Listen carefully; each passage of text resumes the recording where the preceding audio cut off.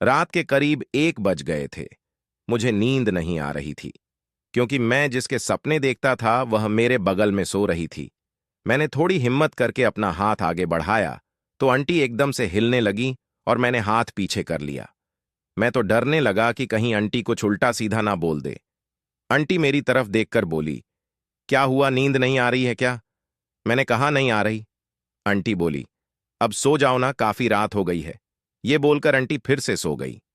थोड़ी देर बाद जब मुझे लगा कि आंटी गहरी नींद में सो गई है तो मैंने मेरा नाम अर्जुन है और मेरी उम्र 30 साल है। ये बात 1 साल पहले की है, जब मैं कोलकाता में एक बिल्डिंग में कमरा लेकर रहता था और कोलकाता में ही जॉब करता था। मैं पहली मंजिल पर रहता था और उसी बिल्डिंग में सामने वाले फ्लैट में एक आंटी रहने आई जिसका नाम काजल था।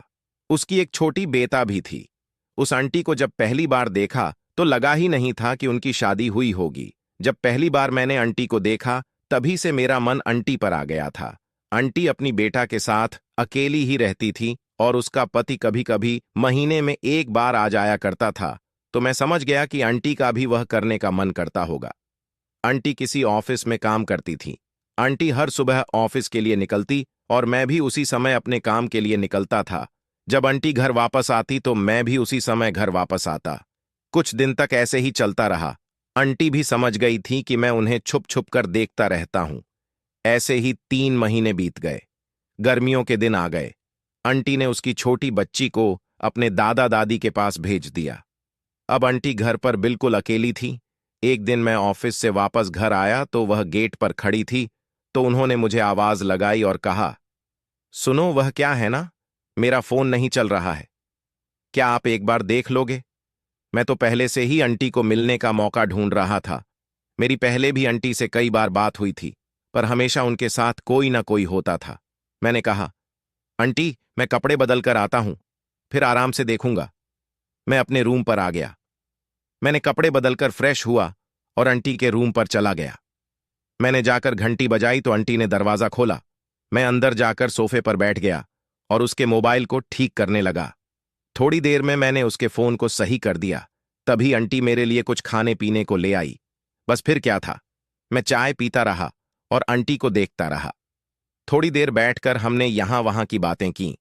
मैंने आंटी से उसका नंबर भी ले लिया, ये कहकर कि किसी चीज की जरूरत हो तो मुझे फोन कर दे, और फिर मैं अपने घर वापस आ गया। रात को करीब 10 बजे आंटी ने मुझे मैसेज किया कि थैंक यू। तभी मैं समझ गया कि मेरा काम बन सकता है। फिर हम दोनों एक दूसरे से बातें करने लगे। वो भी अकेली थी और मैं भी। रात को करीब 11 बजे तक बातें चली। फिर मैं बोला, अब सो जाते हैं, काफी रात हो गई है। तो वो बोली, मुझे अकेले नींद नहीं आती, मुझे डर लगता है। मैं बोला, मेरे यहां आ जाओ, यहां सो जाना और सुबह जल्दी चले जाना। उसके बाद मैं सोचने लगा कि अगर किसी ने आंटी को मेरे यहां देख लिया तो बवाल हो जाएगा। आंटी ने कहा, एक काम करो, तुम यहां आ जाओ, तुम सुबह चले जाना। मैंने थोड़ी देर सोचने के बाद बोला, ठीक है, दरवाजा खोलो, मैं आपके यहां आ जाता हूं। उसके बाद मैं वहां चला गया। आंटी के घर में सिर्फ एक ही बेड था, क्योंकि वह अकेले ही रहती थी। जब मैंने आंटी से पूछा तो वह बोली, कोई बात नहीं, इसमें 2 लोग आराम से सो सकते हैं। मुझे भला क्या परेशानी हो सकती थी। मैं भी उनके साथ ही लेट गया। रात के 1 बज गए थे। मुझे नींद नहीं आ रही थी, क्योंकि आंटी मेरे बगल में सो रही थीं। मैंने थोड़ी हिम्मत करके अपना हाथ आगे बढ़ाया तो आंटी एकदम से हिलने लगी और मैंने हाथ पीछे कर लिया। मैं तो डरने लगा कि कहीं आंटी कुछ उल्टा सीधा ना बोल दे।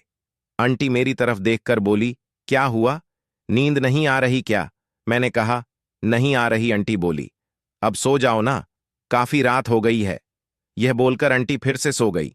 थोड़ी देर बाद जब मुझे लगा कि आंटी गहरी नींद में सो गई है तो मैंने अपना काम शुरू कर दिया। थोड़ी देर बाद मुझे समझ आ गया कि आंटी जाग रही है। मैंने उनके कान में धीरे से कहा, जाग रही हो क्या?